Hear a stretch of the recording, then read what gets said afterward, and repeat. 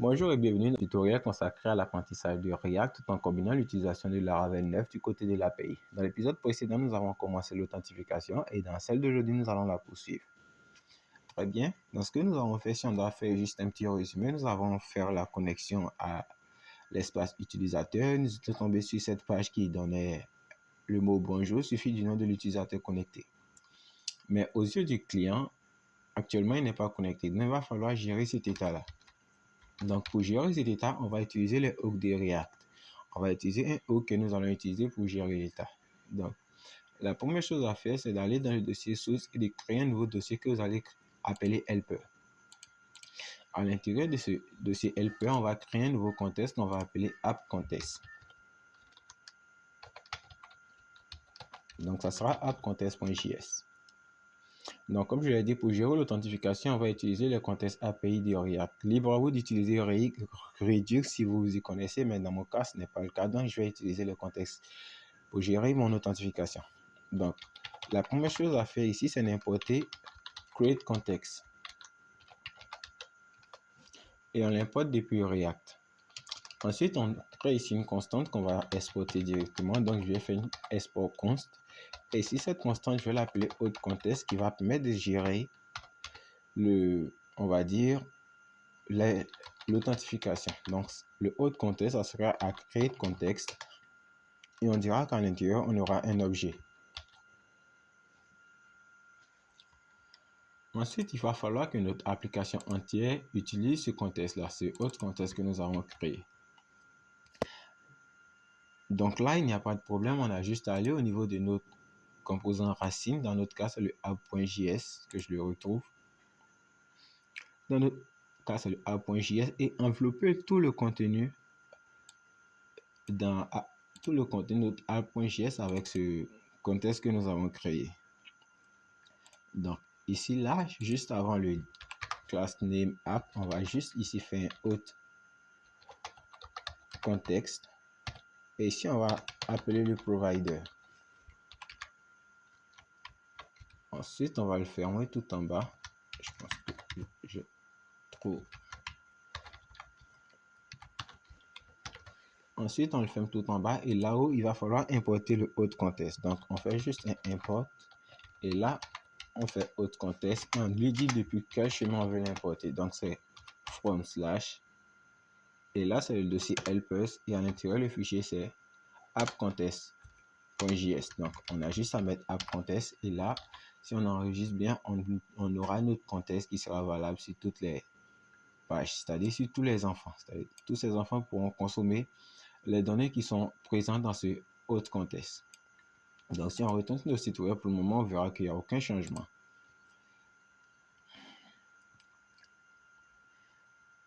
Ensuite, au niveau du app.js, on va créer ici deux variables qui vont nous permettre de gérer, de connaître l'état de notre site web pour savoir si on a un utilisateur connecté ou pas. Donc, le premier état, ça sera une variable qu'on va appeler logged qui permettra de savoir si l'utilisateur est connecté ou pas. Et on dira que ça sera égal à un useState de React et que par défaut, ça sera false. On lui dira que par défaut, on n'a aucun utilisateur connecté. Ensuite, on créera un second hook qui va permettre de contenir les informations de l'utilisateur connecté. Donc, ici, ça sera un user et là, ça sera cet user. Et ça sera égal à aussi au useState de React. Et on dira que la valeur par défaut, c'est undefined. Donc, la valeur par défaut, c'est que l'utilisateur n'est pas défini.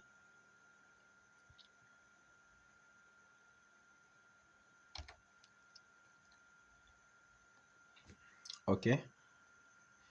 Ensuite, ce qu'il faut faire, c'est que lorsqu'on fait la connexion au compte de l'utilisateur, lorsqu'on effectue la connexion, il va falloir qu'on puisse mettre à jour cette variable login pour qu'on puisse lui dire que l'utilisateur est connecté.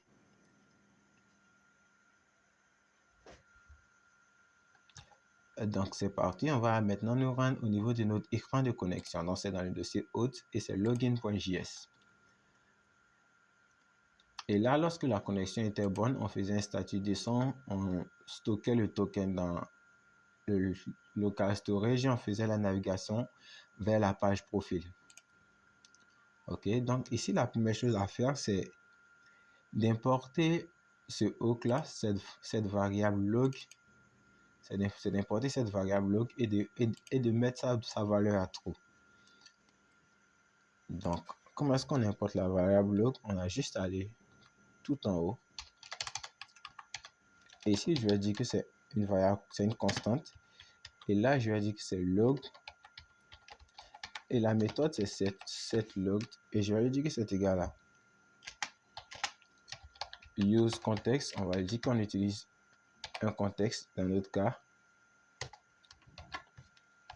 useContext. Et on dira que le contexte qu'on utilise, c'est le autre contexte qui est directement dans le dossier helpers. Donc, ici, il ne reconnaît pas useContext. Au niveau, juste après le useState, on doit ajouter le useContext. Et aussi, on va ajouter le hook useEffect. Parce que je pense qu'on en aura besoin. Donc, ici, on récupère la variable logged qui est présente dans app.js. Et cette variable log, va falloir qu'on lui dise qu'on veut envoyer à tous les enfants, c'est-à-dire tous ceux qui se trouvent entre la variable ouvrant autre contexte et celle fermant autre contexte. Donc, comment est-ce qu'on passe cette variable? On va juste ici venir appliquer une value. Et on va lui dire que c'est égal à un tableau d'objets. Et là, on passera le log. On passera aussi la méthode setLogged. On passera le user et on passera aussi la méthode setUser. Ensuite, ce qu'on va faire, c'est qu'on va lui dire que lorsqu'on est connecté, lorsque les données sont bonnes, c'est-à-dire on est dans ce cas-là, juste avant de naviguer, de rediriger l'utilisateur sur son écran de profil, on va mettre à jour la variable logged et on va lui dire qu'elle passe à true. Donc, si je récapitule, on crée ici un contexte qu'on exporte par défaut qui est égal à createContext. Ensuite, on importe ce contexte au niveau de notre composante principale et on englobe avec tous les enfants. Ensuite, on passe des valeurs au contexte et ces valeurs sont accessibles à tous les enfants. Donc, ici, lorsqu'on est dans un statut 200, on met la variable log qui permet de savoir si un utilisateur est connecté ou pas à vrai. Ensuite, on redirige l'utilisateur sur sa page de profil. Donc, on va juste venir se reconnecter une deuxième fois. gmail.com et le mot de passe est 1, 2, 3, 4.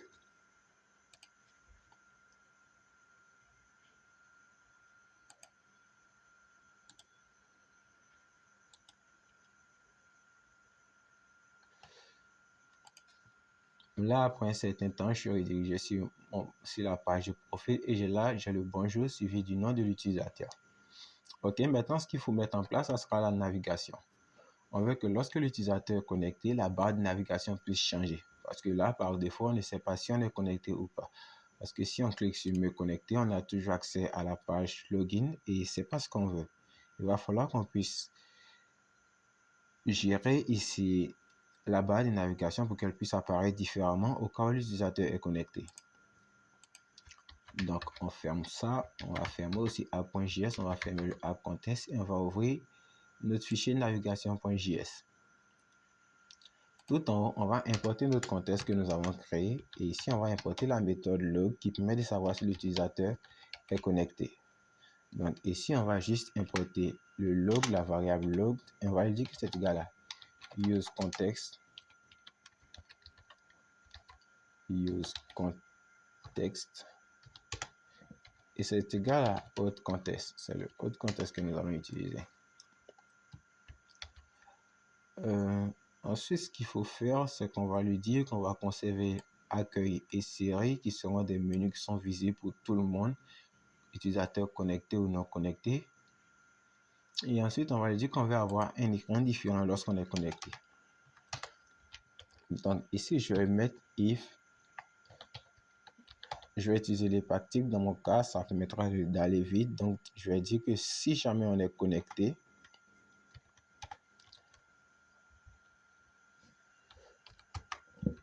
alors on va appeler le link Et ici, le chemin, ça sera tout. On va dire qu'on veut aller sur profil. Et ici, ça sera mon profil. Et là, dans le cas contraire, on aura le lien qui permet d'aller sur la page de connexion. Donc, si je reformate ça, on a ici une condition qui permet de dire si jamais la variable log est à true, alors on affiche mon profil, et dans le cas contraire, on affiche me connecter. Donc, on enregistre ça. Et si on refait un tour maintenant sur notre plateforme et qu'on rafraîchit, on voit que la barre de navigation est automatiquement mise à jour. Et là, on n'a pas me connecter, mais on a plutôt mon profil.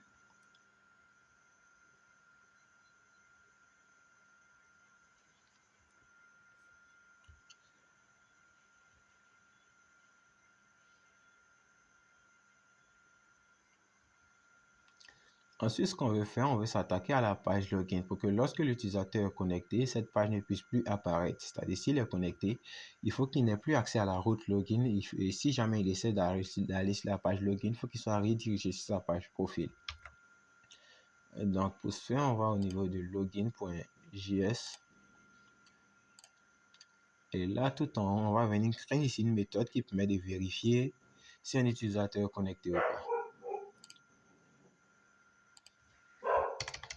Donc, la méthode, ça sera une constante et on va l'appeler checkLogin.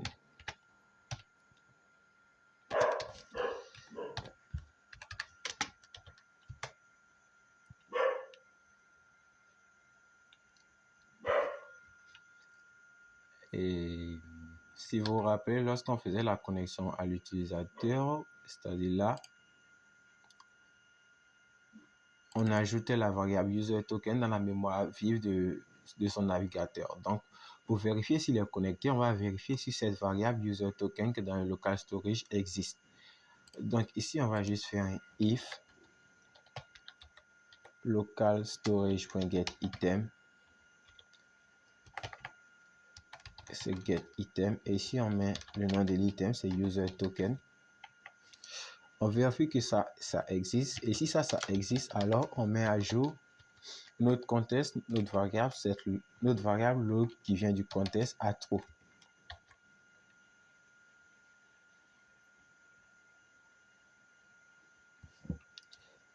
Ensuite, on lui dira qu'on veut juste effectuer une navigation sur la page profil. Et cette méthode checkLogin, on va la lancer à chaque fois qu'on apparaît sur la page login pour être sûr qu'elle est exécutée. Donc ici, on va juste faire un useEffect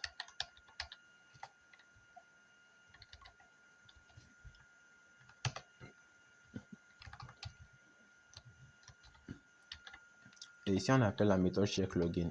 Et là, on vide les inputs et on ne fait aucun filtre.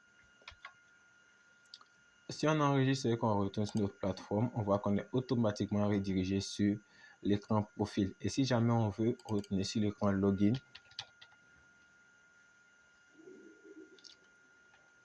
et là, si jamais on veut retourner sur l'écran login, je fais ça et que je clique sur Entrée. Là, j'ai mon ordinateur qui rame un peu. Après un certain temps, on voit qu'on est automatiquement redirigé sur l'écran login.